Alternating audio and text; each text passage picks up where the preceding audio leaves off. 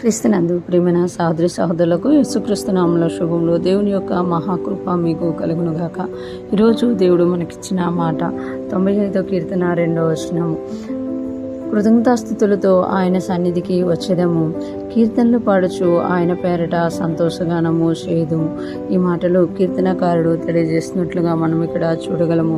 ఆయన అంటున్నారు కదా, కృతజ్ఞతాస్తుతులతో ఆయన సన్నిధికి వచ్చేదము. కృతజ్ఞతాస్తుతులతో దేవుని సన్నిధిలోకి మనం వచ్చేటప్పుడు, దేవుని దగ్గరికి మనం వెళ్ళేటప్పుడు కృతజ్ఞతాస్తుతులతో మనం ఆయన సన్నిధికి వెళ్ళాలి అని ఇక్కడ భక్తుడు కోరుతున్నాడు అన్నమాట. కృతజ్ఞతాస్తుతులతో ఆయన సన్నిధికి వచ్చేదము అంటే కృతజ్ఞత కలిగిన హృదయముతో ఆయన సన్నిధికి వచ్చేదము అనేసి ఇక్కడ అన్నమాట. నిజానికి కూడా మనం దేవుని సన్నిధిలోకి వెళ్ళినప్పుడు దేవుడు మనకి చేసిన మేలుల్ని జ్ఞాపకం చేసుకుంటూ ఆయన సన్నిధిలో కృతజ్ఞతాస్తుతులు చెల్లించే వరంగా ఆయన చేసిన మేలుల్ని బట్టి ఆయన జ్ఞాపకం చేసుకుంటూ ఆయన స్తుతించే వారంగా మనం ఉన్నప్పుడు, మన హృదయం కృతజ్ఞతతో నింపబడినప్పుడు ఆయన మనల్ని ఆశీర్వదించే దేవుడుగా ఉన్నారు అని ఇక్కడ మనకి తెలియచేయబడుతుంది. కృతజ్ఞతాస్తుతులతో ఎప్పుడైతే మన హృదయము దేవుడు చేసిన మేలును జ్ఞాపకం చేసుకొని మన నోరు దేవునికి కృతజ్ఞతాస్తుతులు చెల్లిస్తుందో ఆయన ఆ స్తుతుల మీద ఆసీనుడై ఉన్నాడు అని మనకి బైబిల్ గ్రంథం తెలియజేస్తుంది. ఈరోజు మనము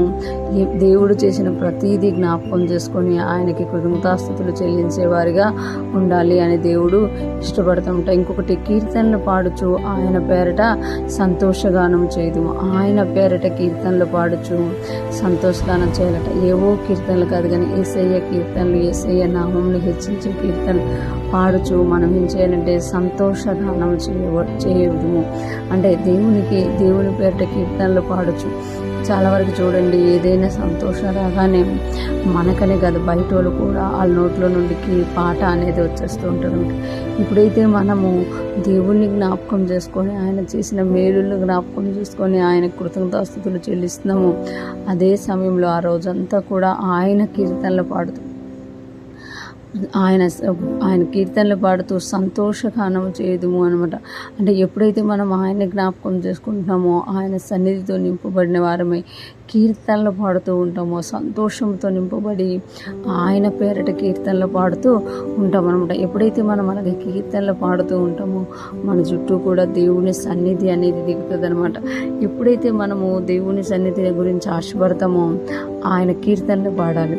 కీర్తన పాడిన ప్రతిసారి ఆయన సన్నిధి మన మీదకి దిగి వస్తుంది అనమాట. ఈరోజు ఫ్రెష్ మన ప్రతి ఒక్కరూ జ్ఞాపకం చేసుకొని దేవుని యొక్క సన్నిధిలో మనము కృతజ్ఞతాస్తుతులతో వెళ్ళాలి అని దేవుడు కోరుకుంటున్నమాట.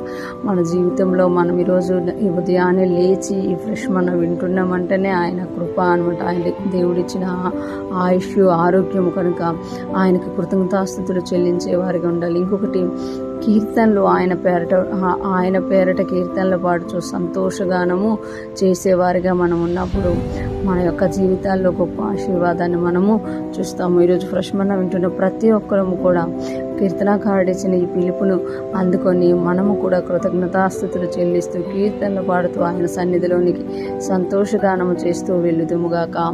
దేవుని యొక్క ఆశీర్వాదాన్ని, మహిమను మనము చూచుదుముగాక. ఆమేన్.